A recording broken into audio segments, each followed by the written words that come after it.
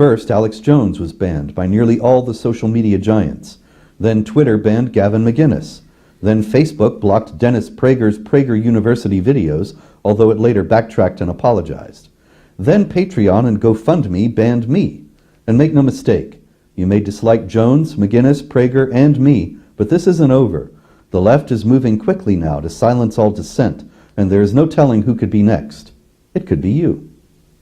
Patreon started the ball rolling when they deleted the account I had started to raise funds to renovate an old TV studio, which I had hoped to use for Jihad Watch videos. Patreon gave me no explanation for banning me other than saying that MasterCard had demanded that they do so, and the only explanation from MasterCard was published in Breitbart News, which said, "A MasterCard spokesperson responded to a Breitbart News request for comment with the following statement. As part of our normal process, we share information about websites that may have illegal content with the acquirer or merchant's bank that connects them to our network to accept card payments. The acquirer would then review the site for compliance with legal requirements and our standards. They would then determine what action to take. In this case, the acquirer advised us that they decided to terminate acceptance." What illegal content? And which website did they mean, Patreon or Jihad Watch? All I had at Patreon was a video stating my hopes to rebuild the studio and a notice about an upcoming live stream. At Jihad Watch, all we have are news articles, almost all from mainstream news sources with commentary. So to what illegal content was MasterCard referring? It is not yet illegal in the United States to criticize Islam and to oppose jihad mass murder and the Sharia oppression of women, gays, and others. It is, however, illegal to do so under Sharia. Is MasterCard operating according to Sharia blasphemy laws now? Shortly after that, I started a GoFundMe page to make up for the loss of Patreon. But after a few days, GoFundMe canceled my account and refunded all the donations. GoFundMe sent me this explanation. It seems you're using WePay, GoFundMe's service to pay those who receive donations, for one or more of the activities prohibited by our terms of service.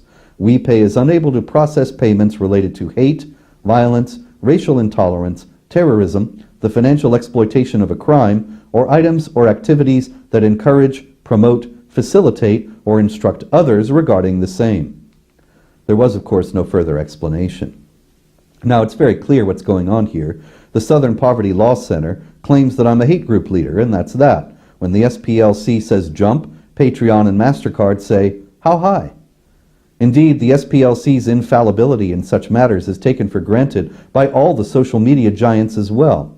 This despite the fact that the SPLC made a massive admission of error in the Maajid Nawaz case, in which they paid a $3.3 million settlement to a Muslim reformer they accused of being an anti-Muslim extremist, which is what they call me as well. The SPLC's far-left political agenda in lumping legitimate groups in with the likes of the KKK and neo-Nazis in order to discredit and destroy them is also obvious. But GoFundMe, like Patreon and MasterCard, allowed me no appeal, no discussion, no questioning of the SPLC's fiat. And of course it isn't just the SPLC. It is now taken for granted by large segments of the American population and by innumerable people elsewhere that to oppose jihad mass murder of innocent civilians and Sharia oppression of women, gays, and others is indeed hate. I remember how flabbergasted I was in 2003 when I was on MSNBC with Keith Olbermann and Ibrahim Hooper of the Hamas-linked Council on American Islamic Relations, and Hooper called me a hate monger. I thought, what? It's hate to oppose jihad terror? That's never going to fly. But it has. And the outcome will be that more and more people will be afraid to oppose jihad terror and Sharia oppression for fear of incurring these charges, and this discrimination, and this libel.